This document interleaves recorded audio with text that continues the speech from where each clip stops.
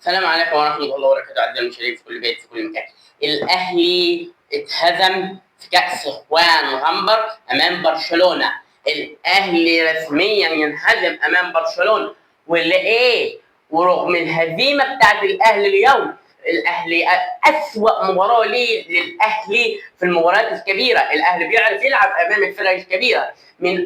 من اقل المباريات لنادي الاهلي اليوم، برشلونه مسكت الاهلي الشوط الاول بمعنى الكره مسحت الارض بالاهلي. اخذت الاهلي عرضيات واسيستات وبصيات. برشلونه ما ارتاحتش الشوط الاول. برشلونه عملت مباراه للتاريخ امام الاهلي الشوط الاول. الحسين عموده ما عملتش خطه في الشوط الاول، ثم عدل الوضع ونزل اللعيبه بتوع الاهلي ياسر ابراهيم ونزل لاعيبه الاهلي الباقيه مثل ياسر ابراهيم واحمد عيد، ونزل كمان موسى بكرار. عدلوا الاداء شويه، من ثم الاهلي لعب كويس شويه الشوط الثاني. رغم الحسين عموده ما نقدرش نحكم عليه في مباراه برشلونه ان برشلونه وكمان هانس فليك وكله ده، لكن الاهلي حط النقط عن حروف اليوم لانه خسر. اي نعم خلاص خسر 2-1 من برشلونه في كاس اخوان غمبر، وبرشلونه اللي شالت الكاس ورفعت الكاس وتوج بكاس اخوان غمبر. بس الاهلي ما جاش الشوط الاول. الشوط الاول سجل حمزه عبد الكريم في حوالي الدقيقه 30، وسجل رافينا بيلين صح، وجابها رافينا وسجلها رافينا في الشوط الاول. ثم خرج الشوط الاول 2-0.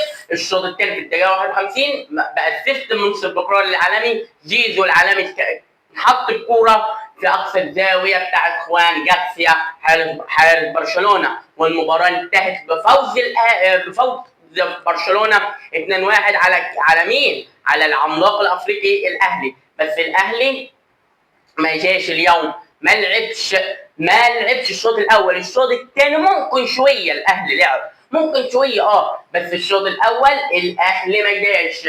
الشوط الاول الاهلي ما جاش.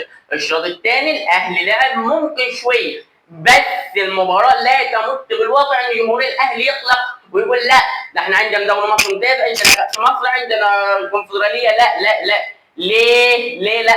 ان الاهلي يمرض ولا يموت. هو عشان الاهلي ما خدش بطوله الموسم اللي عدى يقول الاهلي لا لا.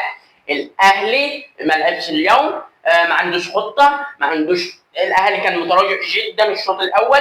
اداء الاهلي اسوأ من الموسم اللي عدى كمان. اداء الاهلي كان خالص في الارض، رغم برشلونه ما كانتش بتلعب اللعب اللي هو ده. اذا لعب اللعب اللي هو هينز فليك كان للاهلي النهارده طلع بنتيجه صعبه جدا. فالاهلي يحمد ربنا انه خسر من برشلونه عملاقه اوروبا وكمان بطله الدوري الاسباني اخر موسمين 2-1. والشناوي رجع بقوه، اتصدى لركله جزاء من جوردن. اتصدى الشناوي ركله جزاء من جوردن في الدقيقه كام؟ في الدقيقه 92 في الوقت الاضافي.